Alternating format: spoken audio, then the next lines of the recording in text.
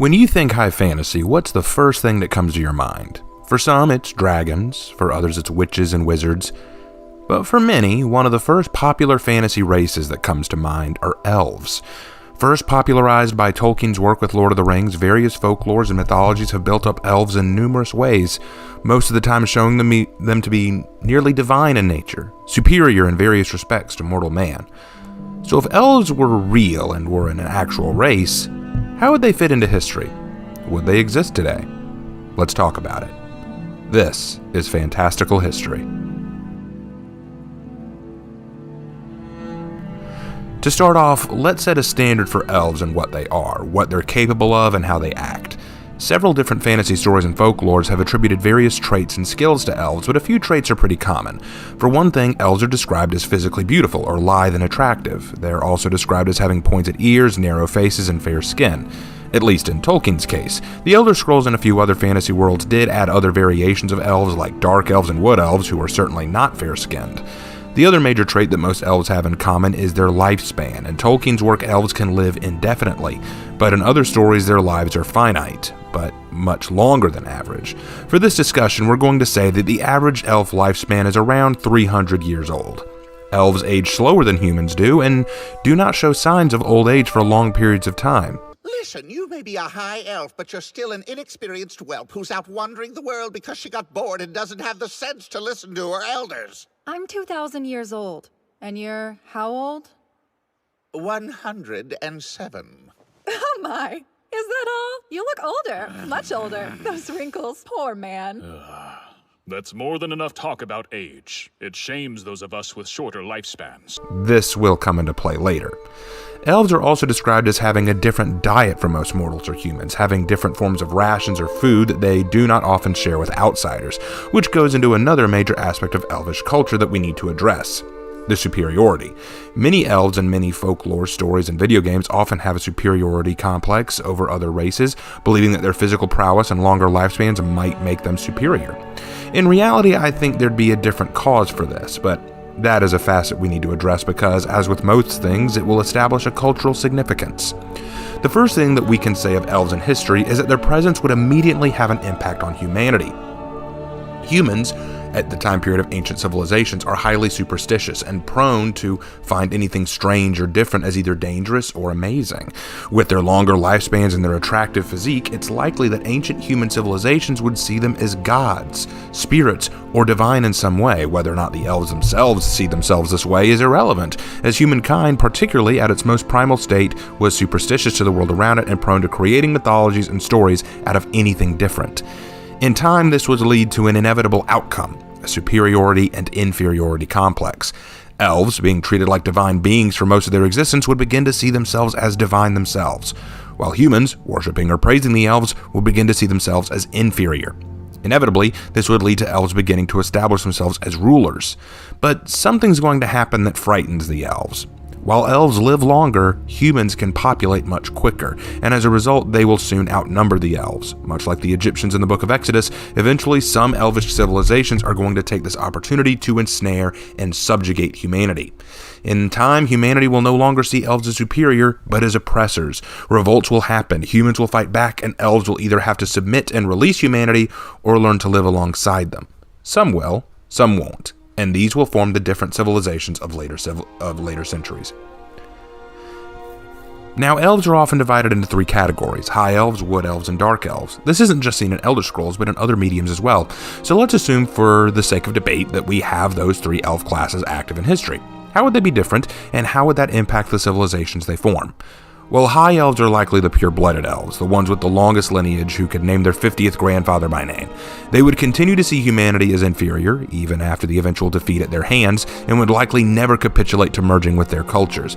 They might even turn their noses up at humans' own advancements just out of spite. They'd be slow to adopt new technologies and inventions, particularly if they were discovered or crafted by humans initially. Pride is their greatest downfall. Wood elves would be forest dwellers, caring far more for their natural world than others. They'd be the equivalent of Native Americans or Aboriginals, people of the land who don't dare intrude upon the delicate balance of nature.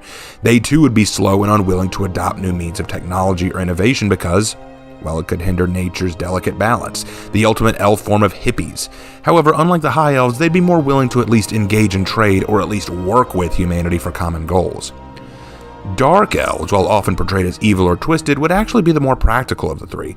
They're given a bad reputation, but a part of that might be because they engage in human-like sinful activities like slavery or theft. Since the other two elves might look down on them for this, it stands to reason the dark elves would be social outcasts even to their own kin. But that also means they're far more willing to let the past be and join in with the brotherhood of mankind. Perhaps hesitantly, though. If all these elf races have one thing in common, it's personal pride and love for culture, beauty, and refined tastes. They will not take well to dirty jobs, positions, or outlooks. High elves would likely be found in positions of aristocracy, bureaucracy, and high social governance if they were to exist in human civilization at all. Only the dark elves and wood elves might be content to dwell among the common folk. But I know the real question everyone wants answered. How would they fight in war? Well, consider again their big weakness.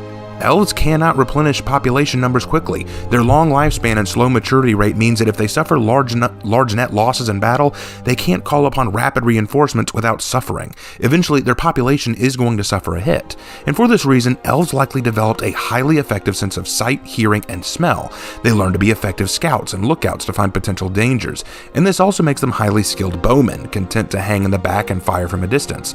They might be spotters for artillery and for cannoneers. They might make good spies and saboteurs, anything to get an edge and avoid direct confrontation. In Shad's video on elves, he argued that agility and flexibility of elves would make them decent dual wielders. And that's a good point, I suppose, but I feel like an elf would want to avoid getting up close and personal in the first place. They would value life, possibly more than humans, especially the wood elves who would weep over a dead oak. Because of this, they leave getting up close and personal to humans, avoiding conflict where they can so that they can protect their own lives and population numbers. Or, perhaps, to another group altogether.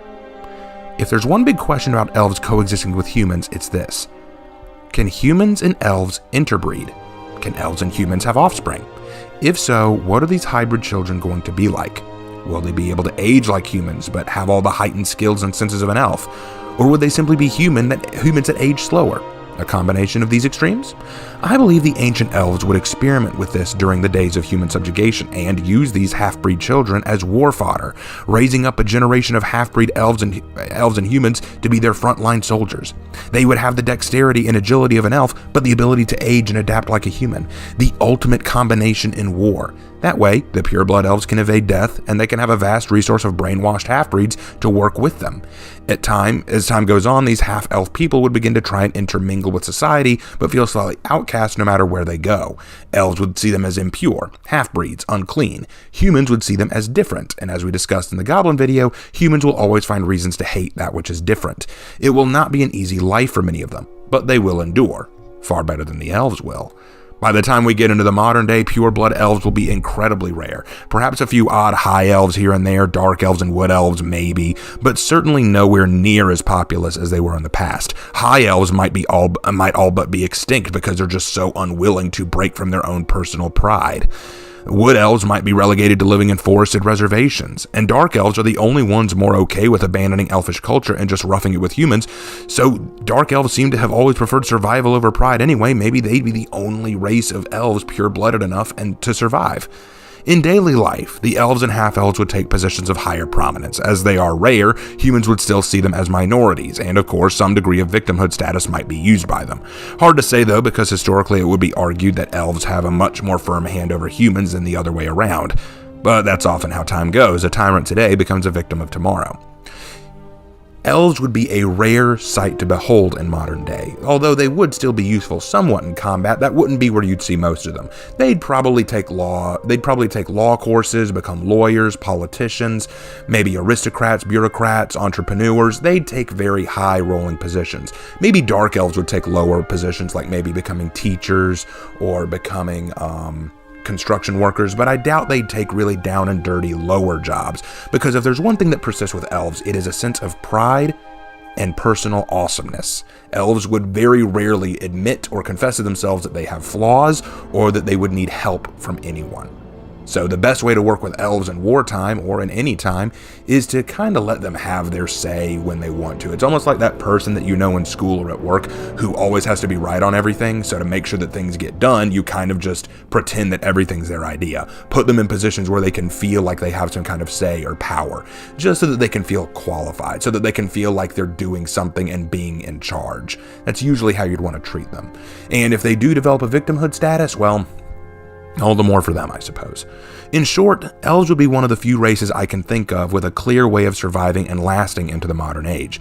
Their superiority complex and attention to detail and culture would grant them both prominence but also resentment by humans, and their intention to value life will lead to them developing safe and more careful ways of engaging in war and combat.